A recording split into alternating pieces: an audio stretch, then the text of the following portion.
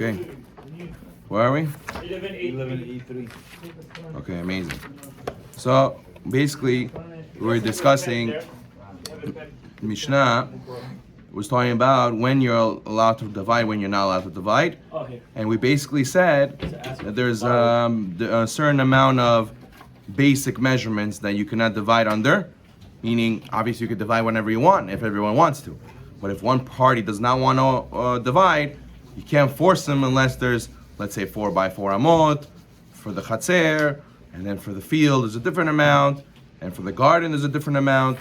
And then we said you can't divide things that are not divisible, like a cloak or a dovecoat or a bathhouse, unless each person's going to have what they need to be able to be used for, has to have significant usage with that small amount. But if it's not going to have a significant usage, then you can't divide it. Okay, so let's go back to,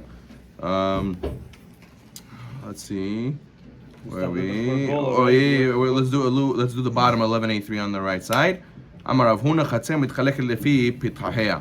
we just said that when you divide the courtyard, you need to have minimum 4x4, and we said you need to add to that, on top of that, the driveway. Everybody needs to have a driveway for their animals so they can unload from their animal. Why do they need the 4x4 originally? Let's start with that. So that's to tell you the amount of space they need for the courtyard, to use the courtyard in general. But besides for that, but they need that courtyard in order to unload the animal. No. There's a separate space.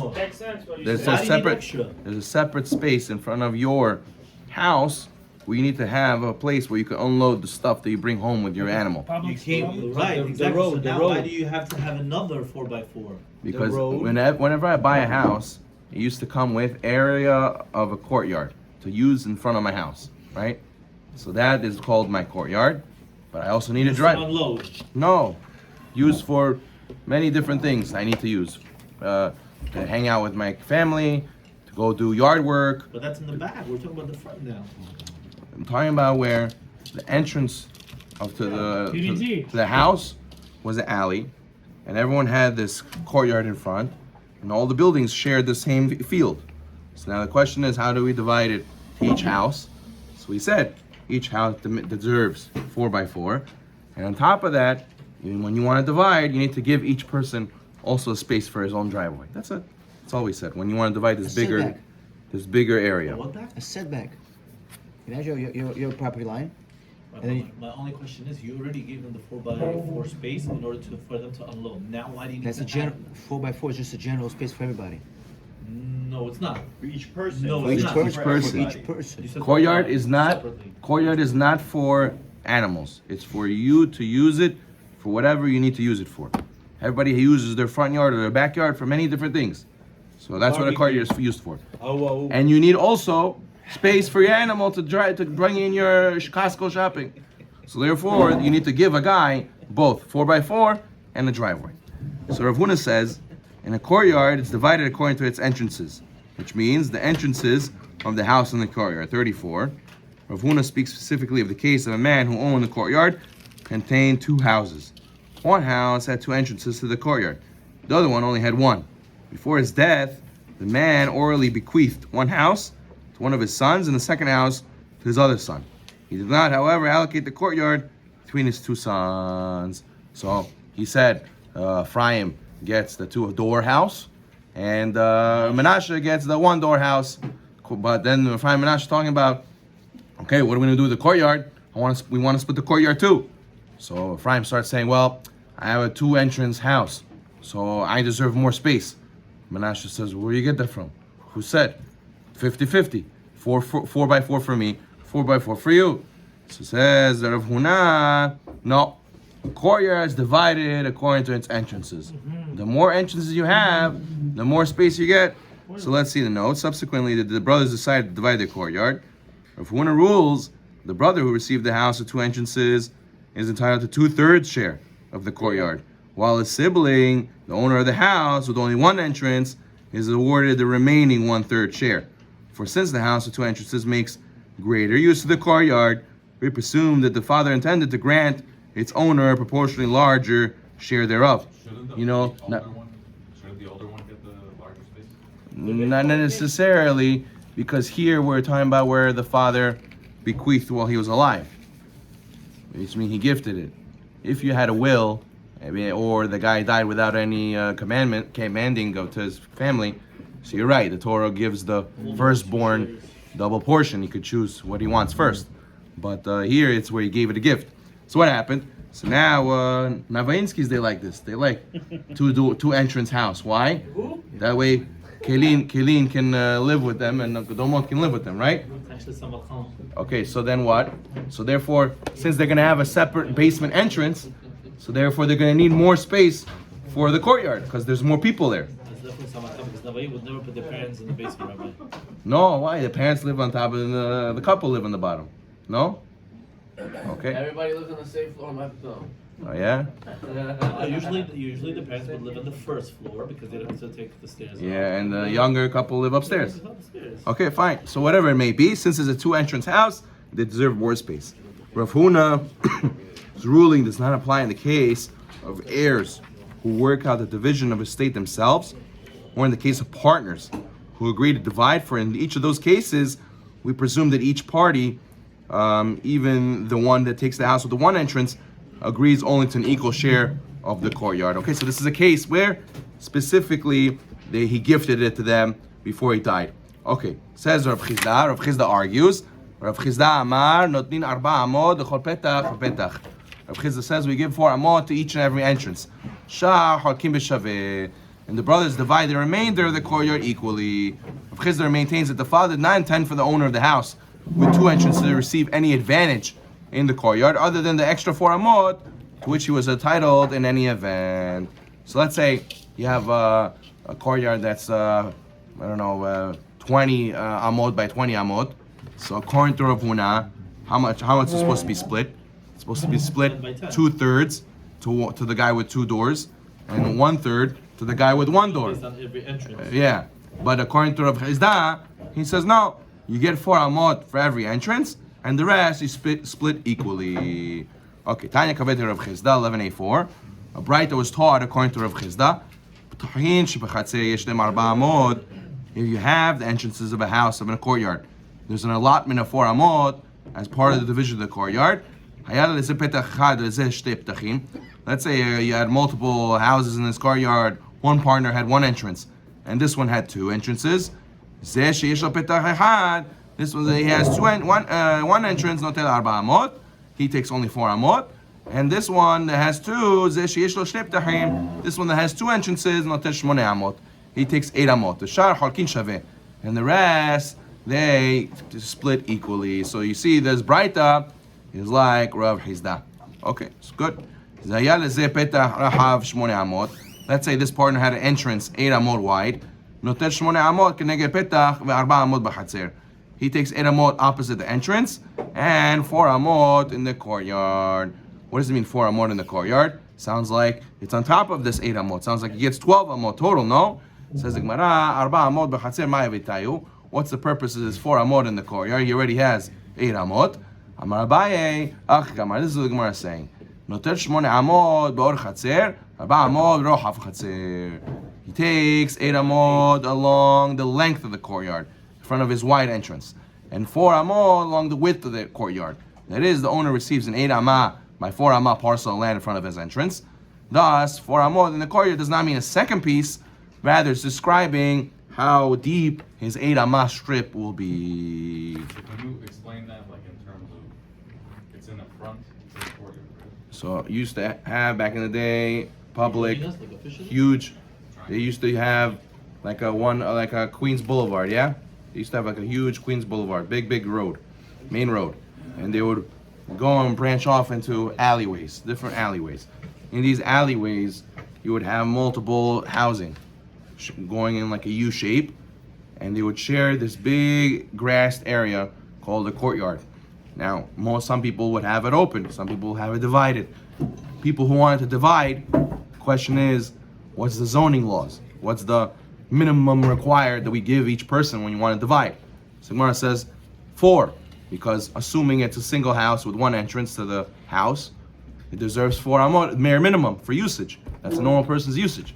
However, what do you do if a person has a multi-family home or a multiple entrance home, and then does that allot him more space? And how much more space? So the Gemara says, yes, it gives you more space, but Allah is like Rav Chizda. Each entrance allots you another 4 amot. So therefore, if you have 2 entrances, you get 8 amot. And then the question is, how wide is that going to be? Meaning, we know this way how wide, but the question is how deep into the courtyard is going to be. So the Gemara says it's going to be 4 amot deep. But if you have 2 doors, so you're going to get 8 amot that way. So you see that depending on how many doors you have, how many entrances you have, is how much more of allotment you're going to get. Says the Gemara, Amar Meimar. But also depends how much space you have between the 2 doors, if you think about it. What if you have between the 2 doors more than 4 amot of space? Mm-hmm. So maybe it will be 4 by 10 or 4 by 12. Yeah, right. Is it regardless of the amount of people living there? Yeah, regardless. For now. Amar Meimar, Hai Pirad de Souffle. So the Gemara says regarding the pit of date stones. Okay, so there's 37. The courtyard contained a pit where date pits were deposited for fodder. What's fodder? Animals. Good. Says the Gemara, Yesh lo 4 amot l'kol ruach v'ruach. The owner of the pit is entitled 4 amot each side of the pit. Meaning to say, you would think that this takes up the 4 amot, this pit. No, you have to give him also 4 amot each side of the pit. We presume that the father intended him to have 4 amot on each side of the pit for the purpose of depositing the date stones into the pit. This ruling is only when the father did not designate an entrance to use for depositing the date stones in the pit. Only in this case, the son is entitled to 4 amot. But if he did designate an entrance, so then you wouldn't have to give him 4 amot. 39. We'll go ahead, Rafal. 39 is, thank you, where there was no special door at the side of the house next to the pit. Rather, he would exit with the date stones through the main doorway of his house and walk through the courtyard to reach the pit. Opa, good. Says the Gemara, but he designated an entrance for him for this purpose. The son only has an area 4 amot by 4 amot in the front of his door, but that's the standard, like everybody does, right? Number 1, if the father had a special door at the end of the house near the pit, and it was through this door that he would normally pass through, either to throw the date stones into the pit or to remove them. 2 is 4 amot are located on the side of the pit opposite the door. Thus, if the pit was situated within 4 amot of the door, the owner is entitled to no extra space. Since in any event, he's entitled to an area of 4 amot squared in front of his door. Okay, good. So this is to show you the same idea. If you need extra space because of how this property is used, so therefore you're entitled to it as well. But if you already have a special designation, it doesn't give you more space. Am Rav Huna, Achsadra en la 4 amot. Rav Huna says the owner of a pavilion is not entitled to 4 amot in front of the pavilion where the courtyard is divided. Chotakoy pavilion. Go ahead, doctor. If the father had a special... 3. Number 3. The structure consists of a roof supported by columns, but lacking walls. According to Tosfot, it is 4-sided structure with only 3 walls. It's like a sukkah. Yeah. The text of Rashi reads a pavilion that he owns from the entrance to the courtyard.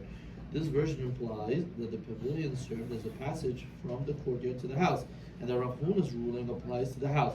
Bach, however, amends Rashi to read a pavilion that has an entrance into the courtyard. This version implies that the pavilion was a detached structure and was itself a subject of Rav Huna's ruling. I think we need to have those pictures that you used to. Yeah, Is it like yeah. a pergola?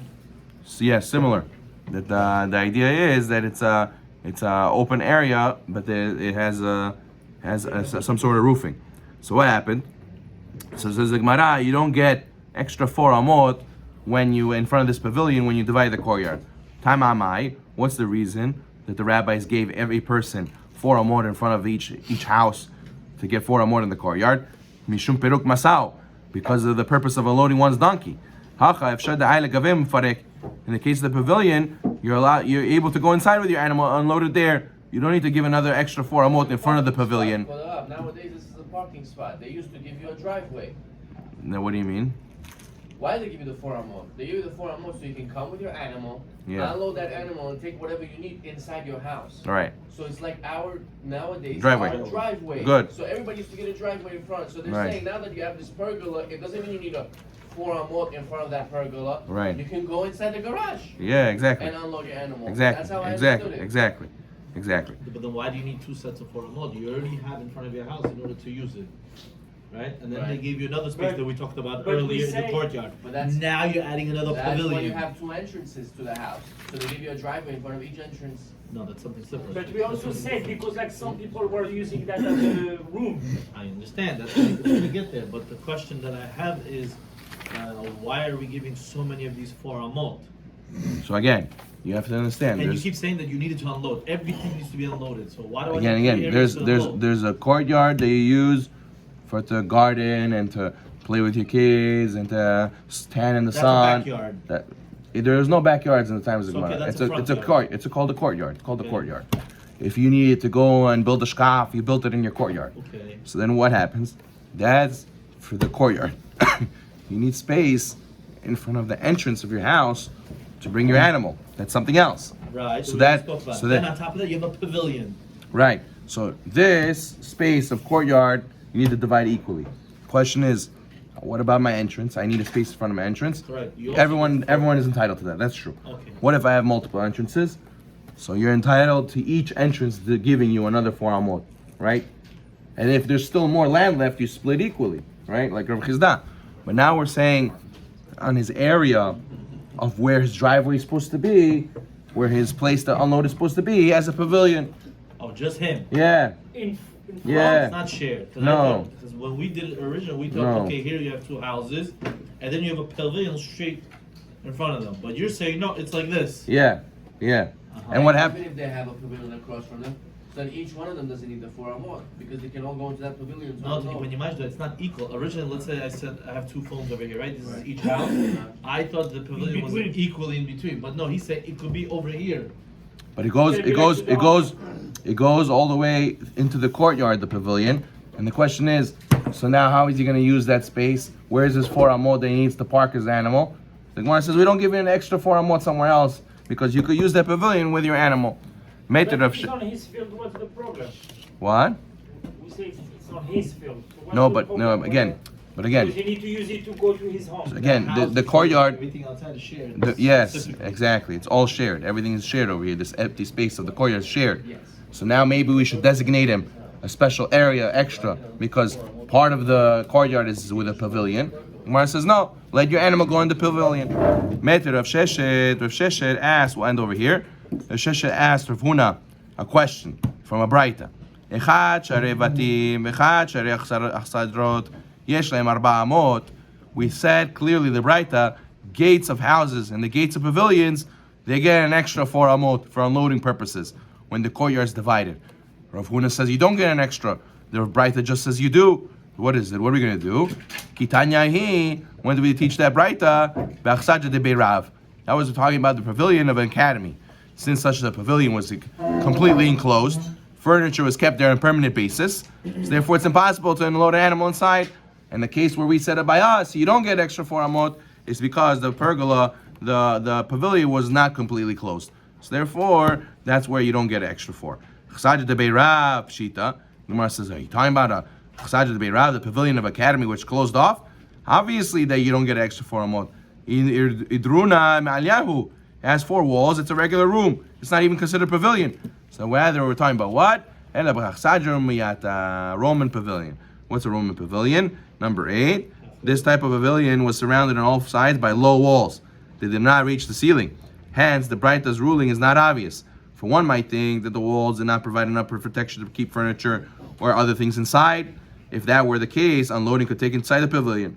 The Braita thus informs us that a Roman pavilion is considered a closed room, which articles or furniture are kept, and unloading is unfeasible. The Braita therefore awarded an area for Amod before the entrance of the pavilion for that purpose. If Huna, on the other hand, spoke of a pavilion, had no walls at all. Pavilion, no walls at all, you don't get extra 4 Amod. Pavilion, even with low walls, like a Roman pavilion, you get extra wall, extra space, extra 4 Because Amod. you're using that pavilion for a living. Right, and you can't bring your animal in there. You basically made a sunroom. Exactly. Baruch Adonai Olam. Amen, amen. Hazak Baruch. Yibin Hashem Hazak Baruch Hu.